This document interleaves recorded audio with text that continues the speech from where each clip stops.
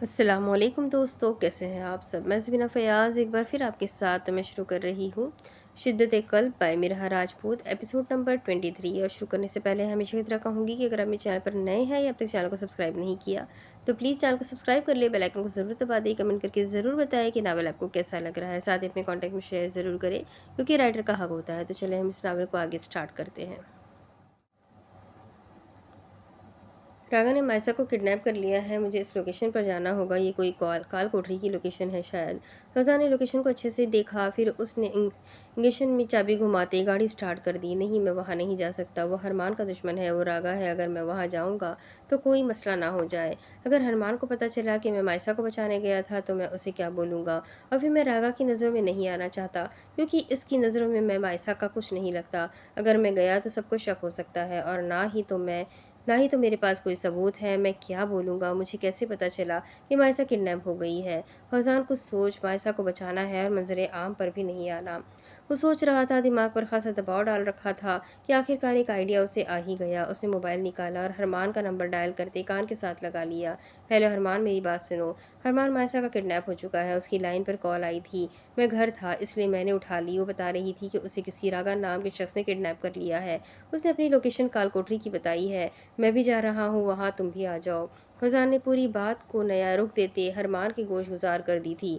پھر کال کو ڈسکنیکٹ کرتے یہاں اس نے اپنی گاڑی کال کوٹری کی جانب بڑھائی اور وہاں ہرمان خانزادہ اپنے تمام بندوں کے ساتھ گاڑیوں میں سوار ہوتا مائسا کو بچانے جا رہا تھا۔ سب سے آگے اس کی مرسیڈیز تھی، پھر اس کے اطراف میں اور پیچھے کوئی 20 سے زیادہ گاڑیاں تھیں اور ہر کسی کے پاس اسلحہ تھا۔ وہ دیوانہ وار گاڑی کو فل اسپیڈ میں دوڑا رہا تھا، ذہن میں ایک ہی سطر گردش کر رہی تھی کہ مائسا کا کڈنیپ ہو چکا ہے اور کڈنیپر راگا ہے۔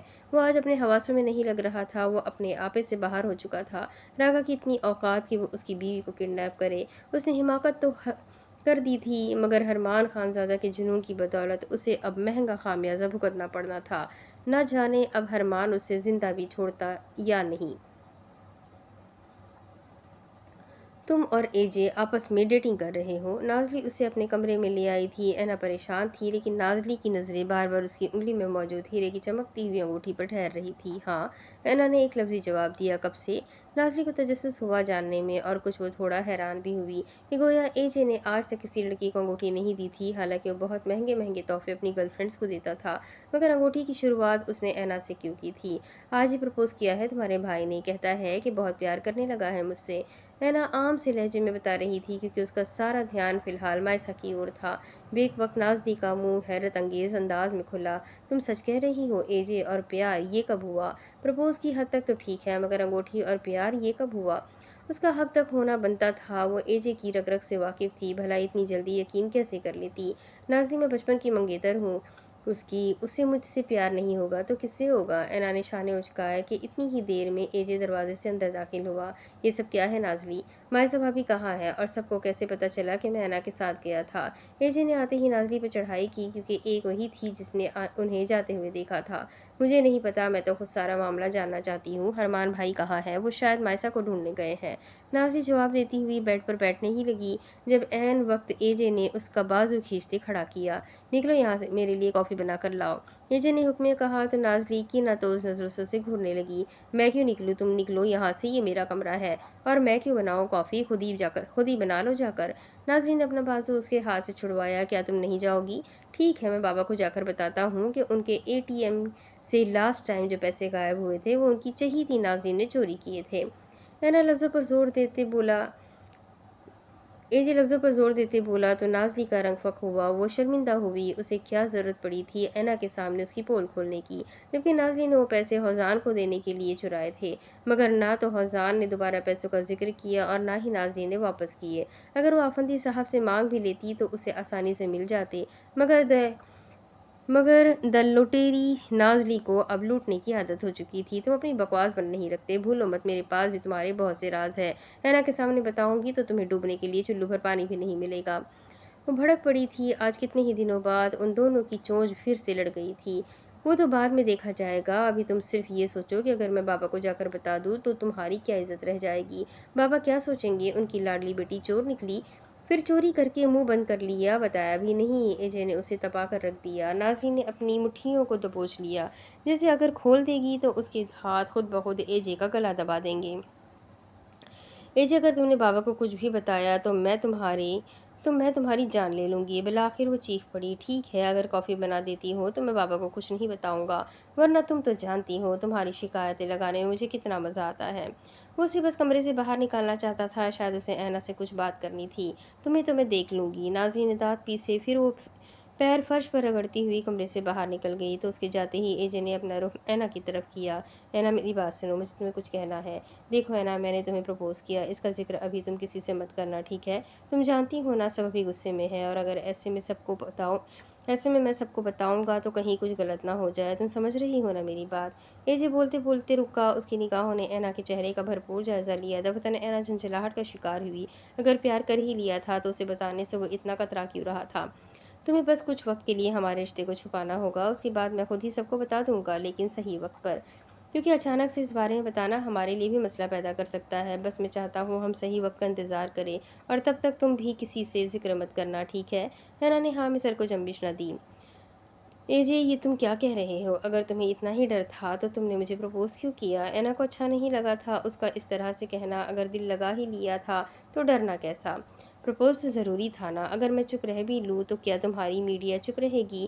جن ہزاروں لوگوں کے سامنے تم مجھے پرپوز کر کے آئے ہو، کیا وہ سب میری طرح خاموش رہیں گے؟ میں جانتا ہوں میرے پرپوزل والی ویڈیو اب تک پورے میڈیا میں گردش کر رہی ہوگی، مگر میں ہینڈل کر سکتا ہوں، میں ہینڈل کر لوں گا۔ اے جے کے خرافاتی دماغ میں اب کون سی کھچڑی پک رہی تھی؟ اب اگر تم میڈیا کو کنٹرول کر سکتے ہو تو اپنے گھر والوں کو بھی کر لینا۔ وہ ناراض سی ہوئی۔ اینا پلیز خفا مت ہو، میں بہت جلد انہیں سب کچھ بتا دوں گا، پلیز بس تھوڑی دیر خاموش رہ لو، اس کے بعد جیسا تم چاہو گی ویسا ہی ہوگا۔ اے جے نے اینا کا ہاتھ تھامتے اسے اپنے نزدیک کیا تو اینا اس کی سنگت میں آتی ہوئی بے بس ہو گئی۔ محبت کے ہاتھوں نہیں، اے جے کے ہاتھوں۔ ٹھیک ہے، لیکن اس کے بدلے میری ایک شرط ہے۔ اب جو بات میں تمہیں بتاؤں گی اسے سن کر آپ غصہ نہیں کریں گے؟ اینا نے سر اٹھا کر اس کی شہد رنگ آنکھوں میں دیکھا۔ تم پر بھلا میں غصہ کر بھی سکتا ہوں؟ کیا تم جانتی نہیں تمہارے معاملے میں یہ بندہ بے بس ہے؟ کہاں سے سیکھا اس نے لفظوں کے جال بچھانا؟ وہ نا اس دن جب آپ نے مجھے آفس میں ٹارچر کیا تھا نا، جب بدلے میں تم نے مجھے تھپڑ بھی مارا تھا۔ اس نے طنز نہ کیا، لیکن پھر بھی اینا شرمندہ ہو گئی۔ صرف تھپڑ ہی نہیں، میں نے بدلے میں تمہارا پسندیدہ پیانو بھی خراب کر دیا تھا۔ میں بس غصے میں تھی اور غصے میں مجھ سے تمہارا پیانو خراب ہو گیا۔ میں نے سچ میں جان بوجھ کر نہیں کیا، وہ تو بس غصے میں مجھ سے تھوڑا سا ہو گیا۔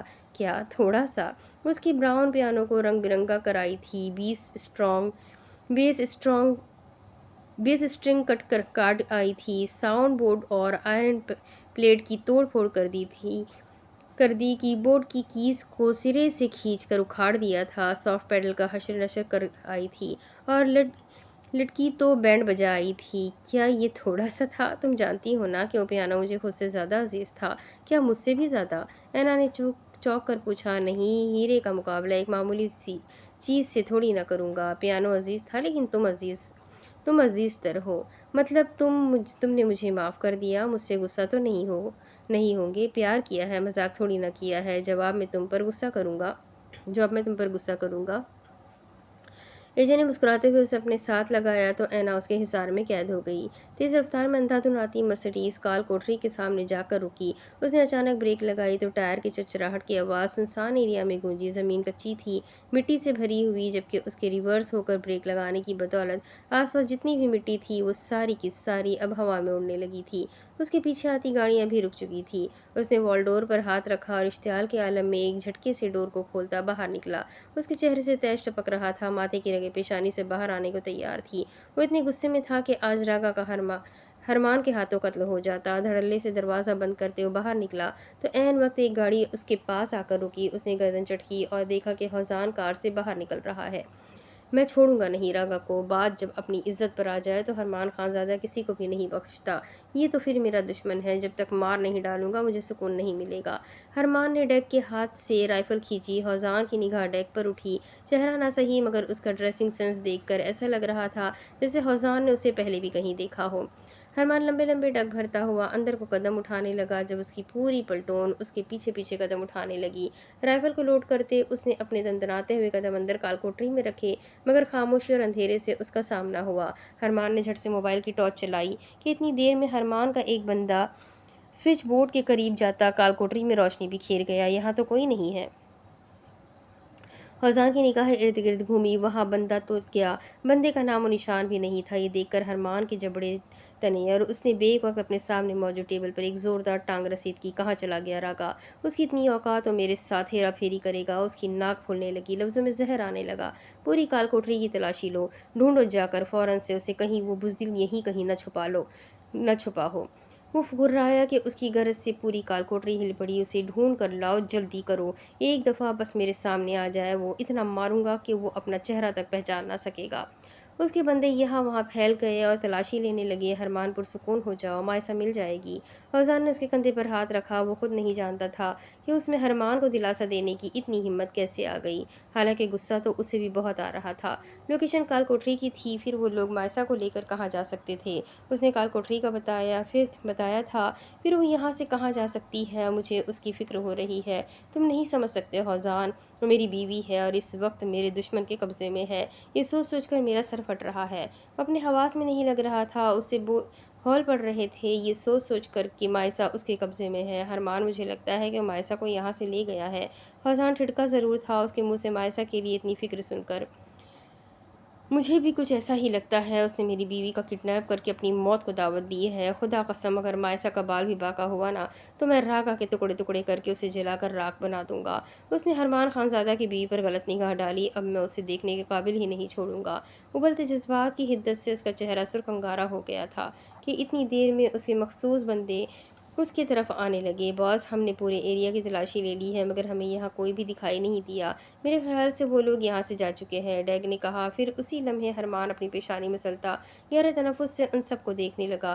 पूरे एरिया में फैल जाओ, वो जहाँ कहीं भी नजर आए उसे गोली मार देना, क्योंकि जो हरकत उसने की उसका अंजाम ही होना चाहिए।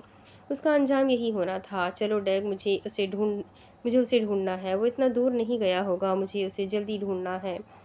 मैं मज़ीद बर्दाश्त नहीं करूँगा कि मेरी बीवी उसकी कैद में है। हरमान मुड़ा मुड़ा तो सब के सब उसके पीछे पीछे चलने लगे। वो बाहर निकला। फिर गाड़ी में बैठने से पहले उसने गर्दन चटक कर डैग को देखा, जिसने अज़बात में आंखों को जंबिश दी। फिर हरमान ने तीखा मुस्कुराते अपना पूरा रुख काल कोठरी की जानिब किया।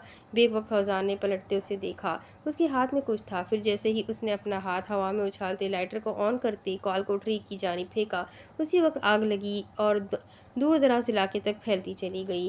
रागा मायसा को किडनैप करते कालकोठरी में लाया था, फिर उसे तो जलना ही था। और अगर मुमकिन होता तो वो हर उस रास्ते को आग लगा देता जहाँ से रागा गुजरा था। कालकोठरी आग की नज़र हुई तो हरमान पलटकर अपनी मर्सिडीज में जा बैठा। पीछे आग के शोले पूरी कालकोठरी को अपनी लपेट में ले गए। ये था हरमान खानजादा का जुनून अपनी पसंदीदा औरत के लिए। कतार में खड़ी गाड़ियां अब सड़क पर चलने लगी। वो रश ड्राइविंग कर रहा था, मतलाशी नजरें सड़क पर घूम रही थी। वो अपने आप में नहीं था। डैग उस बार उसके साथ ही बैठा था। कितनी ही देर इस लंबी सड़क पर गाड़ी दौड़ाते हुए गुजर गई। उसका जब्त का लावा अब लबरेज हो गया। आज तरसी थी ये निगाहें मायसा को देखने के लिए। आज धड़का था ये दिल मायसा को महसूस करने के लिए। आज बेताबी हुई थी उसकी एक झलक के लिए। आज दिल धड़का था, सांसें रुकी थी, धड़कन थमी थी, लावा फटा था। वो बेबस हुआ था सिर्फ मायसा खानजादा के लिए। मलेशिया की चढ़ती सुबह धूप की तमाज़त भरी एक खुशगवार सुबह। लिबास तब्दील करें अपना। वो अभी 2 सेकंड पहले ही उसके कमरे में आया था और अब उसे फिट जीन्स और टॉप शर्ट में देखकर गर्म कोयला होने लगा। क्यों, तुम्हें क्या मसला है मेरे कपड़ों से? वो ड्रेसिंग चेयर पर बैठी थी। डाई करवाए चॉकलेट ब्राउन और सुनहरी बालों को दोनों अतराफ में फैलाया उन्हें कर्ल करने का इरादा रखती थी। मैं अब आपको ऐसे बेहुदा कपड़ों में नहीं देख सकता, ज़रा दो टोक अंदाज में बोला था वो। अब उसकी मिल्कियत थी, फिर रोक टोक तो बनती थी, वरना वो बिगड़ी हुई नवाबजादी मज़ीद बिगड़ जाती। अब से क्या मतलब है तुम्हारा? तुम जानते हो मैं ऐसे ही कपड़े पहनती हूँ। एल्फ ने बेक वक्त काजल से लकीर खींची हुई अपनी हेजल निगाहें उठाकर ज़ारान पर गाड़ी, जो गुजरते दिनों के साथ साथ निखरता ही चला जा रहा था। जिंक कलर की शर्ट पर ब्लैक जीन्स पहने, स्लीवलेस को कोहनियों तक स्लीव्स को कोहनियों तक फोल्ड किए, शर्ट के ऊपर वाले 2 बटन खोले, माथे पर हल्की सी तेवरी लिए, वो काफ़ी हैंडसम लग रहा था। आप ऐसे कपड़े पहनती थी लेकिन अब से नहीं पहनेंगी। اس کا انداز حکمیہ تھا، لیکن کیا ایلف اس کے حکمانہ کہنے پر اپنی ڈریسنگ تبدیل کر سکتی تھی؟ کبھی نہیں۔ وہ اسے کسی خاطر میں نہیں لاتی تھی، پھر اس کی بات کیسے مان لیتی؟ جائے جا کر بدلے، میں آپ کو دوبارہ ایسے کپڑوں میں نہ دیکھوں۔ ایلف نے اسے نظر انداز کیا تو زاران دوبارہ سے بولا، میرے خیال سے تم مجھے شروع سے ہی ایسے کپڑوں میں دیکھتے آئے ہو، تو اب کیا تکلیف ہے؟ ایک طرف کے بال وہ کل کر چکی تھی۔ اس کی تیاری دیکھ کر زاران کو شبہ ہوا تھا کہ شاید وہ آج پھر سے بغیر اسے بتائے کہیں جا رہی ہے۔ پہلے میں آپ کے لیے غیر محرم تھا، لیکن اب میں آپ کا محرم ہوں۔ زاران کے لفظوں میں کچھ تو تھا جو ایلف نے ٹھٹک کر اسے دیکھا، اور آپ کے شوہر ہونے کے لحاظ سے میں ہرگز آپ کی ایسی ڈریسنگ قبول نہیں کروں گا۔ وہ اس سے علیحدگی کے منصوبے بنا رہی تھی، اور تھوڑے فاصلے پر کھڑا وہ شخص کیسے اسے حاصل کر کے اترا رہا تھا۔ وہ اس پر حق جما رہا تھا، اس پر رعب جھاڑ رہا تھا۔ کیا وہ یہ بھول گیا تھا کہ وہ اس کا باڈی گارڈ ہے؟ اسے تھوڑا سا تو اپنی لمٹ میں رہنا چاہیے۔ جو کھلے عام اس پر روک ٹوک شروع کر دی۔ اگر میری ڈریسنگ سے اتنا ہی مسئلہ تھا تو مجھے قبول کیوں کیا؟ وہ غصے میں آ چکی تھی، ہاتھ میں پکڑی کرلنگ مشین ٹھا کر کے ڈریسنگ پر پھینکی۔ اس سوال کا جواب مجھ سے بہتر آپ جانتی ہیں۔ جائے کپڑے بدلے، ورنہ میں زبردستی بھی کر سکتا ہوں۔ بولا تو وہ تحمل سے تھا، مگر اس کا انداز ایسا نہ تھا۔ صاف ظاہر ہو رہا تھا کہ زہران اس پر رعب جھاڑ رہا ہے، اور یہ کس وجہ سے تھا؟ صرف نکاح کی وجہ سے، ورنہ پہلے تو اس نے کبھی ایلف سے یوں بات نہ کی تھی۔ اپنی حد میں رہو تم زاران خان، مت بھولو کہ تم صرف میرے نوکر ہو، اور یہ حق کس پر جتا رہے ہو۔ مانتی ہوں تم نے اس رات مجھے بچایا، اور مجبوری میں مجھے تم سے نکاح بھی کرنا پڑا، لیکن اس کا ہرگز یہ مطلب نہیں ہے کہ میں نے تمہیں اپنے شوہر کے روپ میں قبول کر لیا۔ جس طرح یہ نکاح ہوا تھا اسی طرح خلا بھی ہو جائے گی۔ تم میرے ملازم تھے، ہو اور رہو گے، اس لیے تمہارے لیے بہتر ہے کہ میرے سر پر چڑھ کر چڑھائی مت کرو، اور اب شوہر کی رٹ نہ لگانا، ورنہ میں ابھی تمہیں کورٹ لے جاؤں گی اور ہماری خلا ہو جائے گی۔ وہ طیش کے عالم میں بولی اور بولتی ہی چلی گئی، مگر زاران اس کی کسی بات کا نوٹس لیے بغیر اس کے قریب آیا اور ہاتھ میں پکڑے 2 کاغذ اس کے سامنے لہرائے۔ پیکنگ کر لے جلدی سے، آج شام کی فلائٹ ہے ہماری۔ میری بابا سے بات ہوئی تھی، انہوں نے کہا ہے کہ میں آپ کو لے کر اب رشیا واپس آ جاؤں۔ وہ تعصب سے کہہ رہا تھا، ایلف اتنا بولی تھی، مگر اس پر تو کوئی اثر ہی نہ ہوا۔ پھر اگلے ہی لمحے ایلف نے غصے سے ٹکٹس کھینچی اور کھینچتے ہی انہیں 2 حصوں میں تقسیم کر دیا۔ تمہیں کس نے کہا کہ ٹکٹس بک کرواؤ؟ کیا میں نے کہا کہ میں واپس جا رہی ہوں؟ ٹکٹ کے ٹکڑے ٹکڑے کرتے ایلف نے ہوا میں اڑا دیے۔ بابا کا حکم تھا، اور آپ جانتی ہیں میں انہیں انکار نہیں کرتا۔ بڑے آئے تم بابا کے فرما بردار۔ میں بابا سے بات کروں گی، اور جب تک میں نہیں چاہتی تم دوبارہ ٹکٹس نہیں کروا سکتے، ورنہ ہر بار اسی طرح پھاڑ دوں گی۔ اور اب جاؤ یہاں سے، میری اجازت کے بغیر تم میرے کمرے میں مت آیا کرو، ورنہ میں مینیجر کو بول کر تم سے سوائپ کارڈ چھین لوں گی۔ زاران نے ایک برہم نگاہ اس پر ڈالی، پھر وہ خاموشی سے مڑ گیا۔ ابھی 2 قدم ہی اس نے اٹھائے تھے کہ ایلف نے اسے مخاطب کر لیا۔ رکو، تم نے بابا کو ہمارے نکاح کے بارے میں تو نہیں بتایا؟ ایلف نے پیچھے سے آواز لگائی تو دفعتاً زاران مڑا۔ نہیں، ابھی تو نہیں بتایا۔ بتانا بھی مت۔ کیوں؟ کیونکہ یہ بات ملیشیا کی حدود تک ہی رہنی چاہیے۔ رشیا نہ پہنچے تو ہی بہتر ہے۔ ہمارا نکاح ملیشیا ہوا ہے، اور ملیشیا میں ہی خلا ہوگی۔ جب معاملہ ہی ختم ہو جائے گا تو بات کا بتنگڑ بنانے کا مقصد؟ ایلف نے لاپرواہی سے شانے اچکائے۔ خلا نہیں ہوگی، نکاح ہے، کوئی مذاق نہیں جو آپ ہی رشیا میں توڑ دیں گی، آپ ہی رشتہ توڑ دیں گی۔ ان کا نکاح کی ڈور بند گئی ہے تو یہ بندی ہی رہے گی، نہ تو ٹوٹے گی اور نہ ہی توڑنے کی کوشش کی جائے گی۔ اور ایک آخری بات، کپڑے بدل لے، کیونکہ اب میری مرضی کے بغیر آپ اس کمرے سے باہر نہیں جا سکے گی۔ زاران مڑا اور کمرے سے باہر نکل گیا۔ ایلف تو حق تک رہ گئی، جبکہ زاران نے اب اس کا دروازہ باہر سے لاک کر دیا۔ جس کی آواز سنتے ایلف بھاگتی ہوئی دروازے تک آئی۔ دروازہ کھولو زاران، یہ کیا حرکت ہے؟ میں نے کہا دروازہ کھولو۔ تم مجھے قید نہیں کر سکتے، میں تمہاری میراث نہیں ہوں، نہ ہی میں تمہاری جاگیر ہوں۔ تم مجھ پر اپنی مرضی مسلط نہیں کر سکتے، سن لیا تم نے؟ اور کیا بات کرتے ہو؟ تم خلا نہیں دو گے تو سن لو، پھر خلا تو تمہارے فرشتے بھی دیں گے، میں دیکھ لوں گی تمہیں، میں عدالت جاؤں گی، سن لیا تم نے؟ وہ چیخی اور لگاتار دروازے پر اپنے ملائم ہاتھ زور زور سے مارنے لگی۔ پلیز اپنے نازک ہاتھ زخمی مت کریں، میں دروازہ نہیں کھولوں گا۔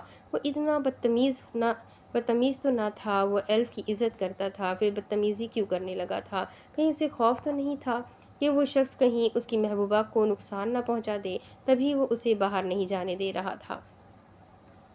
یوں ہی راستوں کو ٹٹولتے ہوئے وہ ماسکو کے دریا کے قریب آ گئے، جہاں سے گزرنے کے لیے ایک پل بنایا گیا تھا۔ ہرمان کی مرسڈیز دور سے ہی آ رہی تھی۔ पुल पर पहले से ही एक गाड़ी गुजर रही थी, जिसे देखते ही देखते हरमान का दिल बेसाख्ता ही धड़का। उसकी आंखें न जाने क्यों धुंधली हो रही थी, मंजर साफ नजर नहीं आ रहा था। शायद पानी की वजह से आंखों में जाले आ गए थे। उसने स्पीड बढ़ा दी थी। उनकी मर्सिडीज गाड़ी के करीब जा रही थी। मंजर साफ होने लगा था। ग्लास से बाहर नजर घुमाते उसकी निगाह गाड़ी की नंबर प्लेट से तो टकराई, तो वो हौक ही रह गया। क्या हुआ बॉस? डैग उसे ही देख रहा था, जिसके चेहरे के तासुरात बदल गए। डैग ये रागा की गाड़ी है। डैग, उसने मायसा को इसी में कैद कर रखा होगा। वो बड़बड़ाया। शरियाने में खून की जगह तैश दौड़ा। फिर उसने अगले ही पल गाड़ी को पूरी स्पीड में दौड़ाया। फिर पल फिर ज़्यादा बड़ा था। पुल ज़्यादा बड़ा था और इस वक्त वो पुल के दरमियान में थे। हरमान की गाड़ी रागा की गाड़ी के करीब पहुंच गई।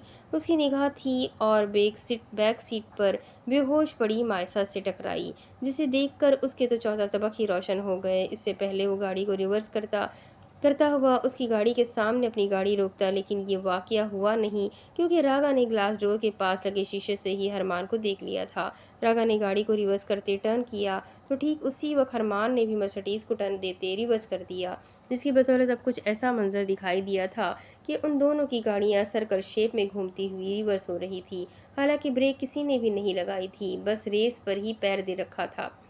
इसी दौरान डैग ने गन लोड की और निशाने पर रखते हुए रागा के हाथ पर गोली चलाई। उसका तवाज़ुन बिगड़ा। उसका हाथ स्टीयरिंग से दूर हुआ तो गाड़ी खुद ब खुद ट्रैक से हटने लगी। डैग ने दोबारा से गन लोड की तो इस बार दोनों आगे वाले टायर्स पर मारी। चरचराहट हुई तो गाड़ी का रुख बदल गया। टायर से हवा निकल गई। गाड़ी खुद ब खुद रुकने लगी। तो ये देखते हुए रागा का दिमाग चला। वो फ्रंट सीट से ही बैक सीट पर आया।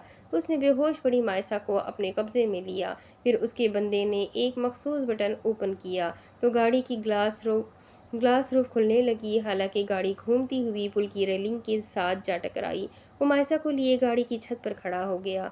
हरमान ने देखा, मायसा उसकी बाहों में झूल रही थी, लेकिन ये मंजर उसकी आंखों में मिर्चों की तरह लगा। फिर अगले ही लम्हे हरमान खानज़ादा झटके से गाड़ी से बाहर निकला।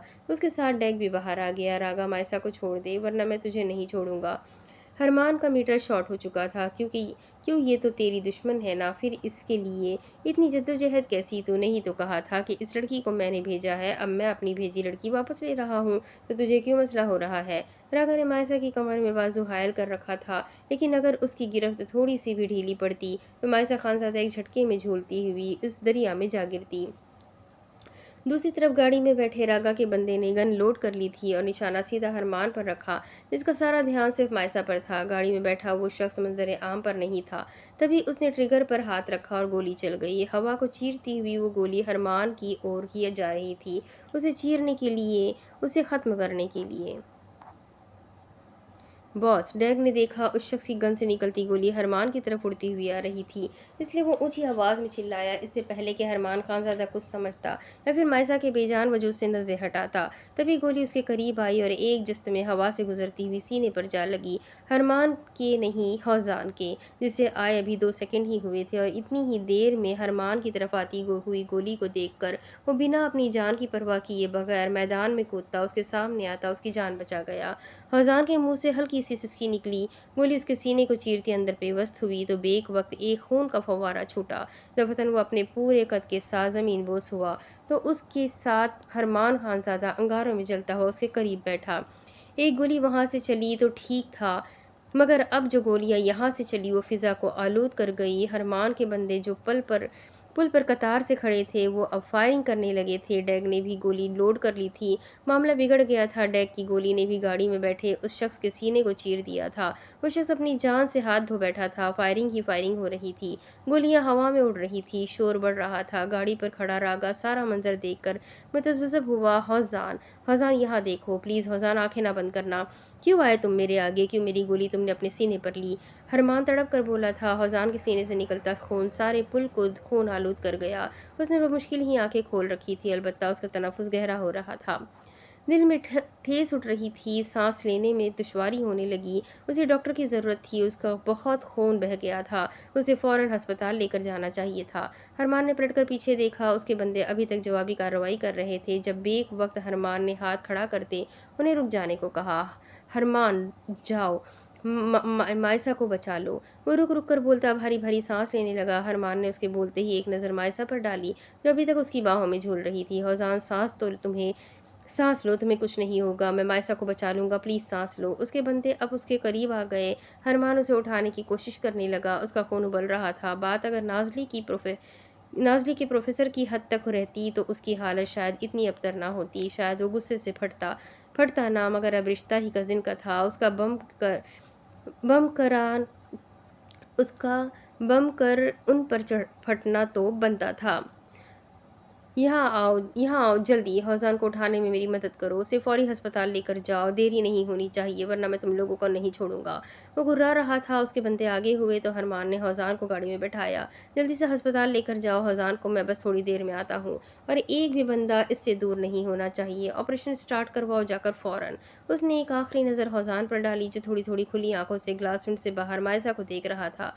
उसके चेहरे पर मायसा के लिए फिक्र वाज़ेह थी। हरमान ने उसकी नज़रों के इर्तिकाज़ में देखा था। फिर उसके बंदे हौजान को अस्पताल ले गए, लेकिन डैग उसके साथ ही था। यकायक वहां खड़े हरमान खानज़ादा ने खून छलकाती नज़र से मुड़कर रागा को घूरा।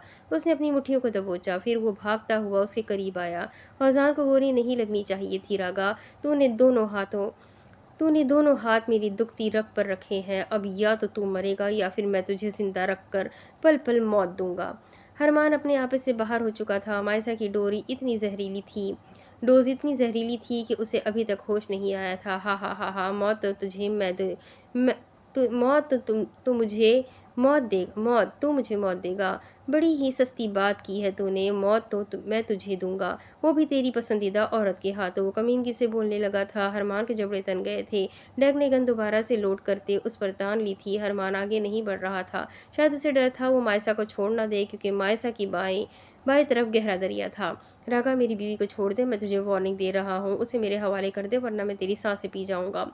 हरमान की गरज ने आसमान हिला डाला, बिल्कुल इसी तरह जैसे मैं अभी तेरी सांसें पी रहा हूँ। मैं जानता हूँ तेरी जान सूली पर अटकी हुई है, सिर्फ और सिर्फ इस लड़की की वजह से। वो क्या कहा था तूने कि ये तेरी दुश्मन है, तो अब एक दुश्मन के लिए तेरा दिल हलक में क्यों आ गया। वाकई में हरमान की सांसें रुक ही रही थी। इतनी सर्दी में उसे पसीने आने लगे थे। फिर उसे खामोश देखते रागा दोबारा बोला, अरे तू क्या बोलेगा, मैंने खुद तेरी दीवानगी देखी है। उस रात जब तेरी बीवी को मेरे बंदों ने फ्रीजिंग रूम में बंद कर दिया था, तब तो उस लड़की की खातिर पागलों की तरह मारा मारा फिर रहा था, और अब भी तू मारा मारा फिरेगा, क्योंकि मैं जानता हूँ तेरी जान इस तोती में अटक रही है जो इस वक्त मेरे हाथ में है। सोच, अगर मैं इसे दरिया में फेंक दूँ तो तेरा क्या होगा। रागा ने उस पर आसमान गिराया। इतनी बड़ी गलतफहमी। उसे लगा था उसके दोस्त ने मायसा को फ्रीजिंग रूम में बंद किया है, हालांकि उसकी सोच तो रागा तक गई ही नहीं थी। तूने बंद किया मेरी बीवी को फ्रीजिंग रूम में। रुक साले, अब तो मैं तुझे छोड़ूंगा नहीं। तूने समझ क्या रखा है, मेरी बीवी को नुकसान पहुंचाएगा, मैं तेरा जीना दो भर कर दूंगा। हरमान की इंतहा हुई तो वह अगले ही लम्हे शेर की तरह दहाड़ता हुआ लंबे लंबे डग बढ़कर उसके करीब जाता, उसकी गाड़ी में चढ़ने लगा। लेकिन ये सब देख कर रागा ने 2 कदम और पीछे बढ़ाए, मगर इतनी ही देर में हरमान उसके रूबरू आ खड़ा हुआ। अगर तूने मुझे हाथ भी लगाया ना, तो मैं तेरी बीवी को कोई हाल नहीं छोड़ूंगा। रागा ने वार्निंग दी, मगर हरमान बगैर कोई नोटिस लिए बिना आगे हुआ और मायसा को अपने मजबूत बाजू में थामने लगा। लेकिन ऐसा हुआ नहीं, क्योंकि अभी उसने हाथ आगे बढ़ाए ही थे जब रागा ने अपना हाथ आज़ाद कर दिया। उसने जैसे ही अपना हाथ आज़ाद किया, उसी लम्हे डैक की गोली रागा का सीना चीर गई, और ठीक उसी वक्त उसके बाजू में झूलती मायसा हवा में लहराती हुई दरिया में जा गिरी। हरमान ने हाथ आगे बढ़ाया भी था, मगर वो नीचे की सिमत जा चुकी थी। कुल्फी जमा देने वाले पानी में लहरें लहरा रही थी। पानी का बहाव तेज था। मायसा गिरी तो पानी की छलाप की आवाज़ के साथ साथ हरमान ने भी उसी लम्हे दरिया में छलांग लगा दिया। अलबत्ता रागा गाड़ी के ऊपर ही ढह गया था। उसके चेहरे पर फातिहाना मुस्कुराहट थी। उसका बदला पूरा हो गया था, क्योंकि दरिया इतना गहरा था कि मुमकिन ही नहीं था कि मायसा मिलकर बच जाती। दूसरा, वो बेहोश भी थी। डैग रागा के करीब आया और एक और गोली उसके सीने में उतारी, मगर उसे तो कोई असर भी ना हुआ। फिर उसने रागा को अपनी गाड़ी में बंद किया اور موبائل میں نہ جانے کس کا نمبر ڈائل کرنے لگا۔ پانی کی گہرائی واقعی بہت گہری تھی۔ یہ ہرمان کو ڈوب کر محسوس ہو رہا تھا۔ وہ پانی میں تیرنے والے انداز میں ہاتھ مار رہا تھا، مگر نہ جانے مائسا اسے دکھائی کیوں نہیں دے رہی تھی۔ حالانکہ اس نے چھلانگ وہیں لگائی تھی جہاں مائسا گری تھی، مگر 1 سیکنڈ کی تاخیر تھی، اور یہ 1 سیکنڈ کی تاخیر ہی مائسا کو لہروں میں جھولتی ہوئی نہ جانے کہاں لے گئی تھی۔ ہرمان نے اپنا سانس روک رکھا تھا۔ وہ پانی میں ہاتھ چلا رہا تھا۔ پھر مائسا کہاں کھو گئی تھی؟ وہ بے ہوش تھی۔ ہرمان کو اس کی فکر خود سے زیادہ ہو رہی تھی۔ اس کا جسم برف میں جم گیا تھا، چہرہ سرخ ہو گیا تھا، مگر اس نے ہمت نہ ہاری۔ 5 منٹ گزرے، پھر 10 منٹ گزر گئے، لیکن اسے مائسا تو کیا، مائسا کی جھلک تک نہ نظر آئی۔ اتنی ہی دیر میں پولیس بھی آ چکی تھی جو ڈیگ نے بلوائی تھی۔ پولیس ساری صورتحال کو سمجھ گئے تھے۔ انہوں نے جالے پانی میں بچھا دیے تھے، اور خود وہ پوری کوشش کر رہے تھے کہ وہ ان دونوں کو بچا لے۔ گہرائی میں ڈوبی مائسا کو 5 منٹ پہلے ہی ہوش آ چکا تھا۔ اس نے اپنے ہاتھ پانی میں مارنا شروع کر دیے تھے، لیکن اسے یوں محسوس ہو رہا تھا جیسے اسے پانی کے غوطے لگ رہے ہوں، کیونکہ بے ہوشی میں گرنے کی صورت میں پانی اس کے جسم میں چلا گیا تھا۔ اس کا وجود پھول گیا، سانسیں گہری ہو گئی۔ مشکل تھا کہ وہ اب مزید تھوڑی دیر بھی پانی میں رہ پاتی۔